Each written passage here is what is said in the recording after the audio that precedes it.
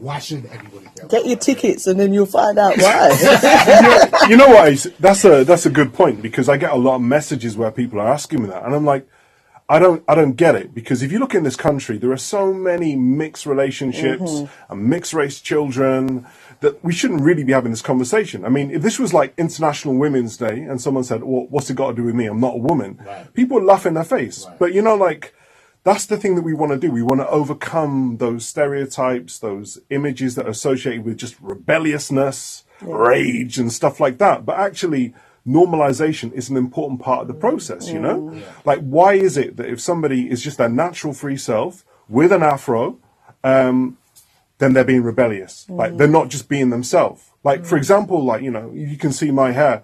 I ain't been to a barbershop in over a decade. I cut my own hair. Like, I get out of bed. You know, no, man. Life is too short for a barbershop for me. I got a barbershop. I haven't had hair for about 10 years. Just to hear the vibes. Gossip, yeah.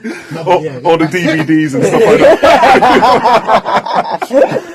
that. But I mean, yeah. So you're saying like everybody should know, like everybody should get involved, and there's something it will affect everybody in some situation. You're right. There's a lot of non-black women out there that are dating outside of the race, and they've got children that are mixed race, and they need to know how to deal with the hair, and maybe they feel a bit of a way to say to a black woman, look, you know, I don't know how to deal with the hair. Come to something like this, learn about it, because it's not just natural hair, afro. It's actually the process of taking care of it, making your child embrace their culture and feeling confident, especially when they go to school, because there's so much issues around school and bullying. And what if your hair is short? What if your hair is long? What if it's a different texture?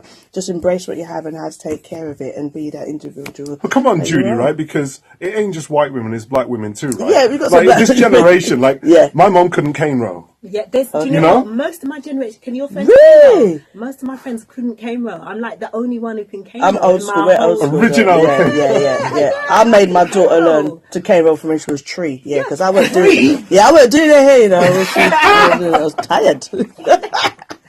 That's sweatshop stuff. Yeah. Little kid. You have to teach. You need to teach, and this is a serious thing because we've lost some skills. Right. But the reality is, we didn't have dollies that had afro hair. So even when we did learn to cane roll on poor little Barbie and her skinny neck, right, it wasn't really coming out how it should be. So this is something so amazing that you not only are you going to be entertained, but you're going to learn something vital. Also, you guys just told me about a story about this Belgian presenter as well. Cecile is a weather presenter in Belgium, and she came on social media, like, she came out and basically saying she gets so many negative comments about she's too dark to be on television, lots of racist stuff. And that's terrible if you think about it. I mean, like, let's just get real about this, especially after the World Cup. You know, on one side, you know, it's okay for guys to run around in the field, score some goals. I mean, I'm a Man U guy. I'm from Manchester, right? Okay. So I think about Lukaku, unfortunately. I know, let's not go into that. But it's like, it's the same old thing, which is like, it's okay for us to get on the field and kick a ball about. Yeah. But then how many people make it to manager in the Premiership, right? Yeah. Like, how many, like, non-white, like, how many black managers are there in the Premier League? So let's even get a stage further. Now, if you think about how out there it would be to have an afro and be a manager, and obviously, like, you know, in my profession as a professor, then I'm teaching business and management and marketing and stuff. And there's that kind of underlying assumption that, like, if you want to go legit, if you want to get a proper job, you got to get a haircut. I did the same thing. When I graduated, I buzzed off my afro because I thought I ain't going to get a job. And that shouldn't be the case, you know? How many, do you think that a lot of people, like, there's artists in the public eye that are not embracing the Afro either? Like, do you feel like you need a lot more people that are looked up to by the youngsters that should be embracing natural hair? Ace, you've got voting.